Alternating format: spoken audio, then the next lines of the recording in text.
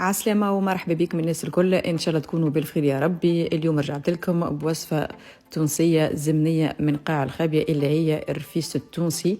طريقة بسيطة وسهلة برشا والبنة مضمونة 100%، وتنجموا تعملوه حتى كمشروع منزلي اللي تحب تخدم.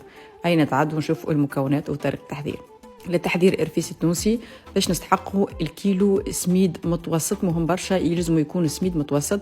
نزيدوا عليه تقريبا 200 جرام فاكهه مهروشه، وتنجموا حتى تستعملوا كان لوز اكاهو. وباش نستحقوا الكيلو ونصف التمر، والتمر لازم يكون التمر طري ونظفوه مليح مليح ونحوا منه القلوب اللي في وسطه. وكيف ما قلت لكم التمر مهم برشا يلزم يكون طري بالباهي. وباش نستحقوا 350 مليلتر زيت زيتونه، مهم برشا يلزمكم تستعملوا زيت زيتونه، وهذا اختياري. باش نستحقوا 150 مليلتر عسل الحر، اذا مش متوفر تنجموا تستغنوا عليه. وما تنسوش بالطبيعه نصف مغرفه صغيره ملح. بالنسبه لطريقه التحضير اسهل منها ما فماش. دونك خديت مقله سخنت على نار متوسطه وصبيت فيها نصف الكميه نتاع السميد، وباش نحمصها مليح مليح على نار متوسطه وبالتحريك المستمر. مهم برشا يلزمكم ديما تحركوا باش السميد ما يتحرقش وما يتهلكش. راهو مهم برشا ردوا بالكم تغفلوا عليه.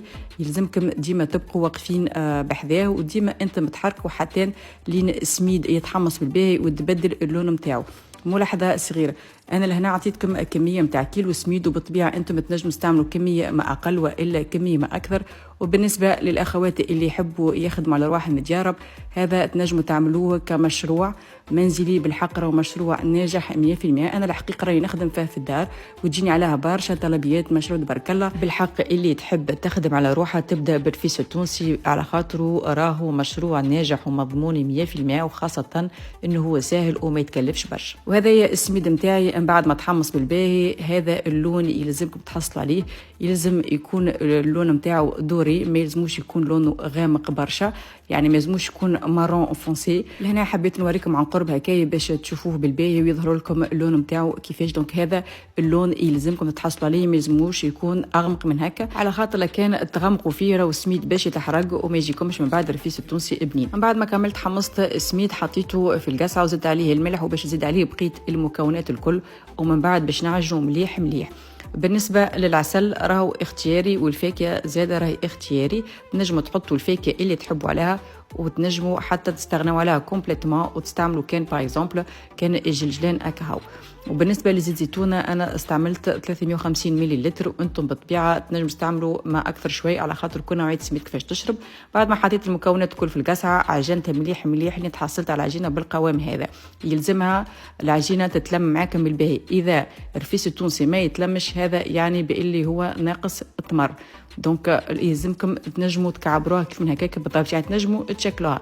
اذا ما تنجموش تشكلوها هذا يعني اللي هي ناقصه التمر. من بعد ما كملت عجنت العجينه نتاعي لهنا خديت الميزان وباش نوزن الكعبات الكل.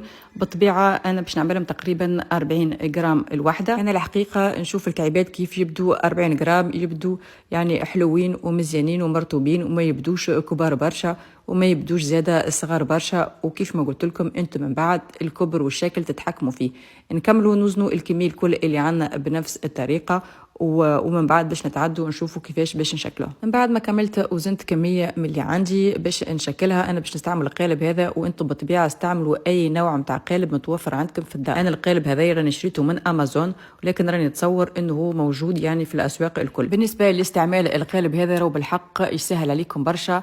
يعني عمليه التشكيل الرفيس التونسي كيش ما تشوفوا الكعيبات يجوا كعيبات مزيانين مرطوبين ما شاء الله تبارك الله. شوفوا لي هاك الكعيبه تشهي تعمل 66 كيف. وهذوما كعيبات الرفيس التونسي بعد ما كملت شكلتهم كيف ما تشوفوا فيهم ما شاء الله تبارك الله مزيانين مرطوبين يشهوا يعملوا 66 كيف. لهنا حبيت نوريكم كعبه عن قرب باش هكاك تشوفوها كيفاش جات مزيانه ومرطوبه، وخاصه كيفاش تبدا من داخل، يعني كيفاش تبدا معلكه ما شاء الله تبارك الله. ان شاء الله تكون عجبتكم وصفه اليوم وباش تجربوها، واذا جربتوها ما تنسوش باش تبعثوا لي تطبيقاتكم على الباج انستغرام كوزين سلوى. توا بقى لي كان باش نقول لكم بالسلامه.